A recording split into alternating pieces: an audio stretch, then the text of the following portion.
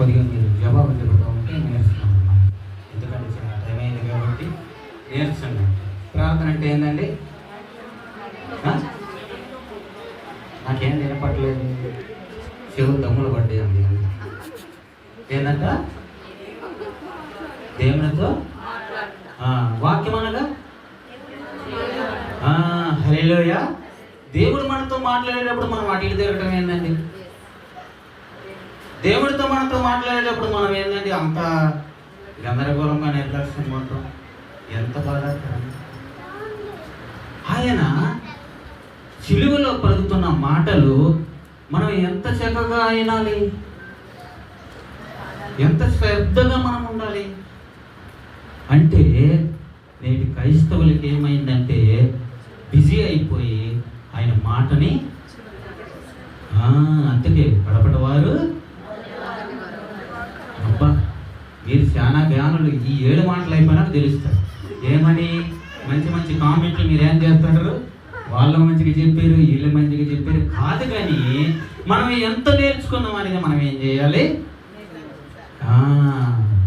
దేవుడు మాట ఎవరితో మాట్లాడినా ఆయన మాటే. నేను ఇప్పుడు దాకా కూర్చున్నానంటే సమాప్తం. 5 మాటలు కూడా సమాప్తం అయినాకే రావాలి. నేను మధ్యలో నేను వస్తానంటే కుదిరిద్దా? మీరందరూ యాక్టివ్గా ఉండాలి. అటు ఇటు మీరు మంచోళ్ళు. ఎందుకంటే 10 గంటల నుంచి కూర్చున్నారంటే చాలా మంచోళ్ళు మీరు. కొంతమంది లేచిపోతూ ఉంటారు, తిరుగుతూ ఉంటారు. వాళ్ళ గురించి మనకొద్దు. మనం ఏం చేద్దాము? దేవుడి వాక్యాన్ని ధ్యానించుకుందాము. యోహాను సువార్త 19వ అధ్యాయము 30 వచనం మనం చూసుకున్నట్లయితే, ఒకటి చదవండి, గట్టిగా చదవండి. యేసు ఆ చిరకను పుచ్చుకొని సమాప్తమైనదని చెప్పి తల వంచి ఆత్మను అప్పగించెను. హల్లెలూయా. ఆయన ఏం చేసిందంట?